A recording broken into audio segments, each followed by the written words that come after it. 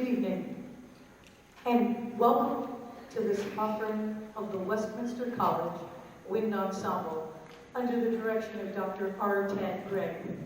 Tonight, featuring winners of the Young Conductors competition.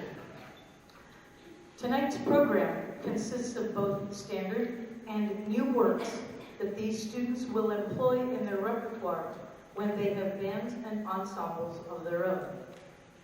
As well as seeing the up-and-coming directors of tomorrow, though, we will also bid adieu to our seniors, who won't be with us next semester as they'll go on to student teach. We never look forward to this time of year. At this time, we ask that you silence or turn off all electronic devices out of respect to your fellow patrons and, of course, the performers on stage. This weekend is a busy one here, and I'd like to call your attention, as always, to the backs of your programs. Come over tomorrow afternoon, grab a coffee, and warm up with 2 senior recitals and a faculty recital. And then stay late with us as we cool down with Aaron Sutton on guitar as he wraps up his Westminster career. Then ring in the holidays with our orchestra on Sunday at 3 as they bring us holiday pops to the campus. Not to be missed is our own Edgar Groves narrating "'Twas the Night Before Christmas." You'll notice on the back of the program it does say that concert is at 7:30. However, it is at 3 in the afternoon. Now, without further ado, relax and enjoy our wind ensemble, and Westminster thanks you for attending.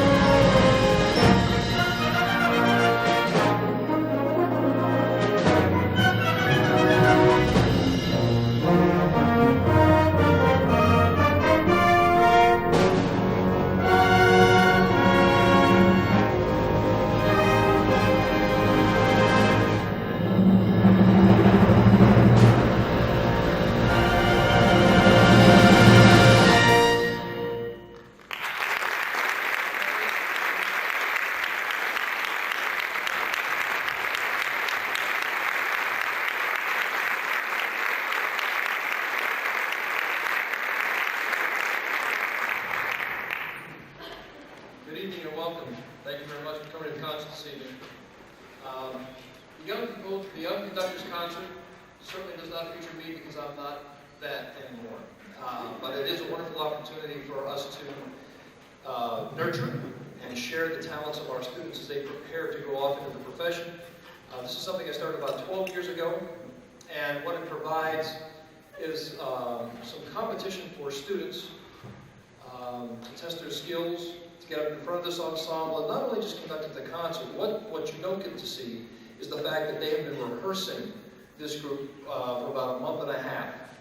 And so honing their skills as young conductors, their ears in terms of listening and error detection and learning about what to say and corrections to make, which in a lot of the cases this will be their career, or it'll be a part of their career. So I always enjoy this part because I get to watch my students work from top to bottom, which is really great.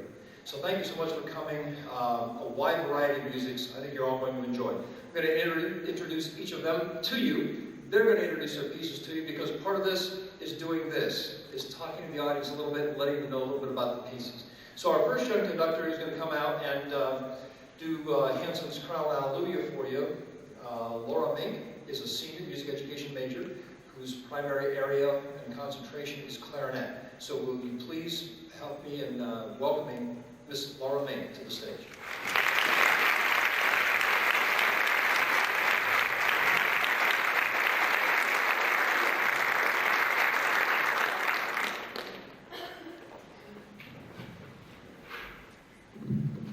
Good evening, everyone. As Dr. Gray had said, the next piece on our program is Chorale and Alleluia by Howard Hanson.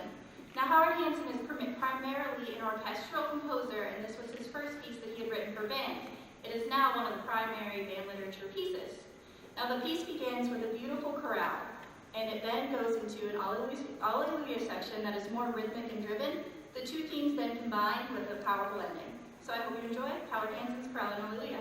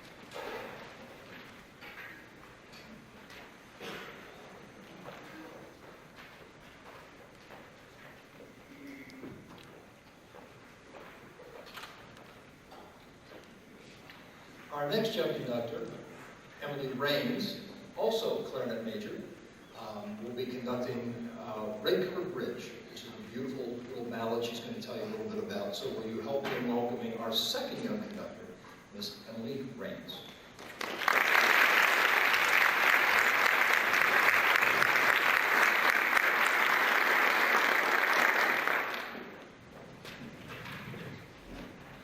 Good evening, everyone. My name is Emily Raines, and as Dr. Rick said, I'm also a clarinet major.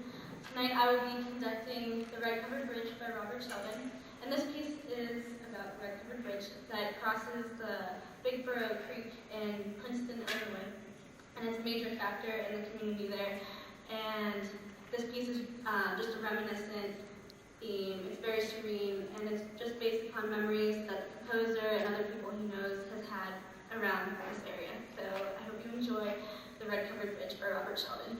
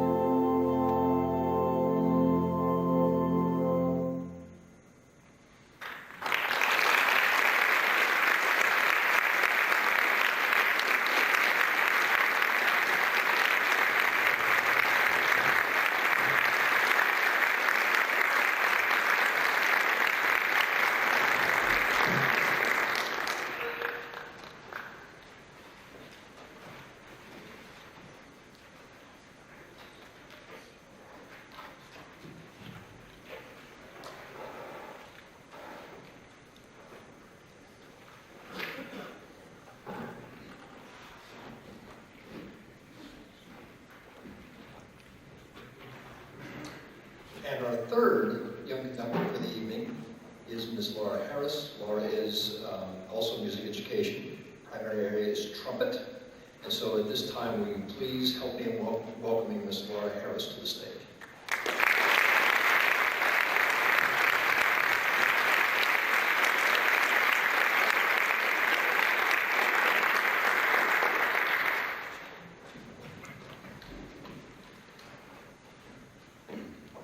Good evening. Alchemy, written by Andrew Boyson Jr., is a process of trying to transform base metal and plastic into gold. Scientists, however, have proven that this process is not working at all, which means that men, you cannot take your mother's Tupperware and use it to make jewelry for your wife. This piece in its entirety is based off of Hindemith's Symphony for Band. It begins with a slow melodic line beginning with an oboe solo and continues throughout the rest of the ensemble. It is then followed by a faster, more rhythmic drive. So without further ado, I would like to invite you to sit back, listen, and enjoy the process as we, the ensemble, begin to make gold.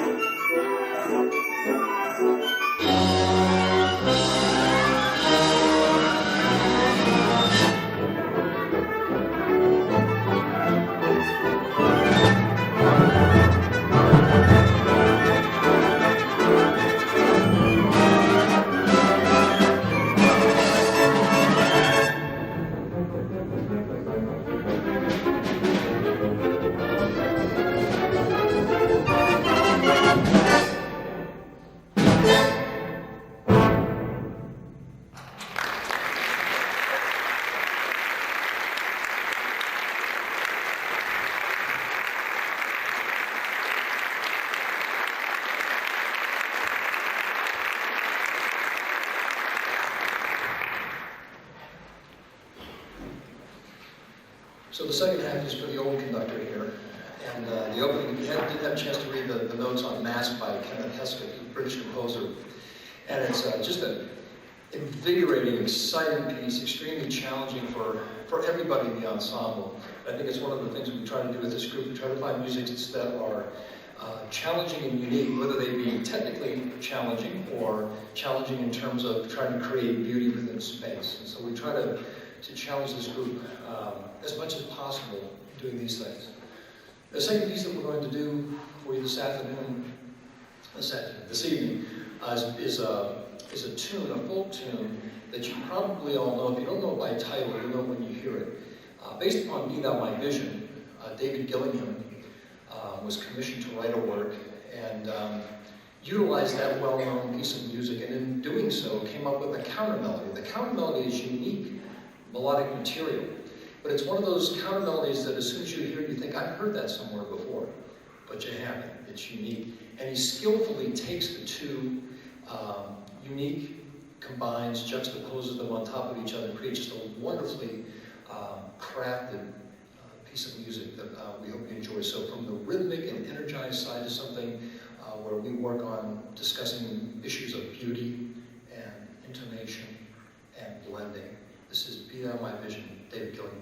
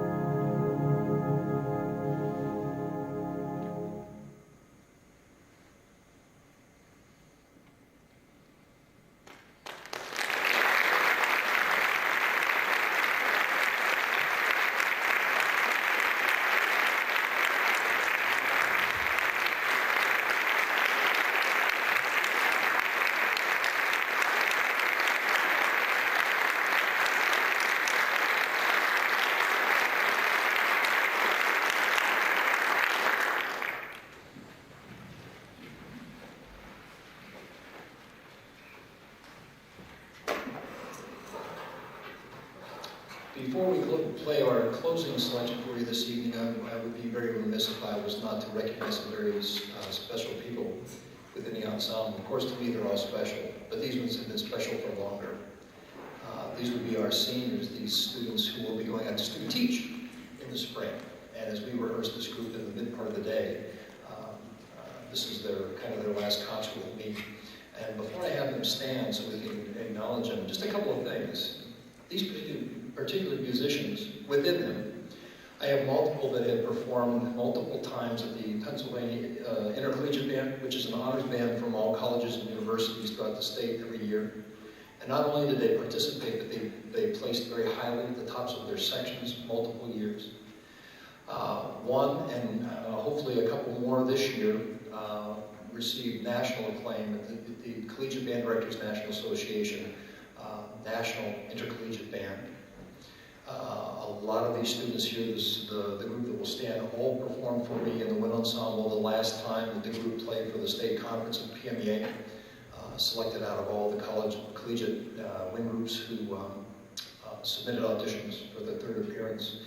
And in addition to the things that they've done for me, the wonderful things they've done with this ensemble, they participate in a majority of the ensembles on campus, whether it be the jazz ensemble, or the symphonic band, or the marching band, in the choirs, with the orchestra. These musicians have established themselves not only as great people and leaders within my groups, but throughout the Department of Music and really throughout the college. I look very forward to the careers that they will have. I think they are outstanding young ladies and gentlemen, people with whom I am extremely proud to be associated. So at this time, will my seniors please stand? Jen Pete on flute. I go in score order. I don't do alphabetical order. In my clarinet section, met her before, is Emily Raines, Ms. Laura Mink. On saxophone, Daniela Barant. On trumpets, Mr. Cody Orts and Ms. Laura Harris. And back here on tuba, Mr. Kyle Graybiggle. Can we all just show them their sign along?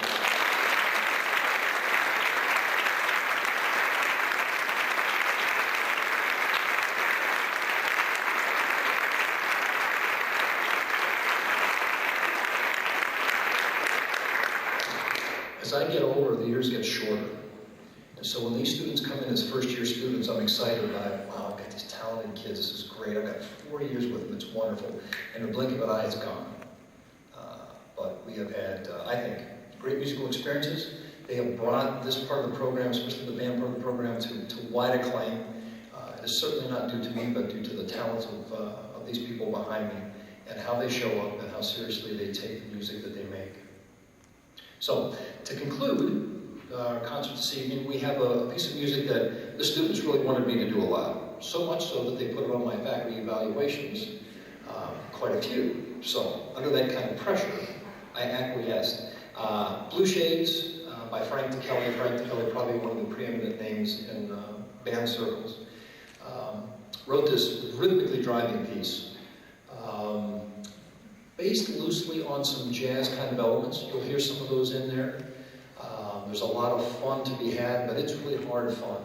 It's a tremendously difficult, challenging piece. I'm very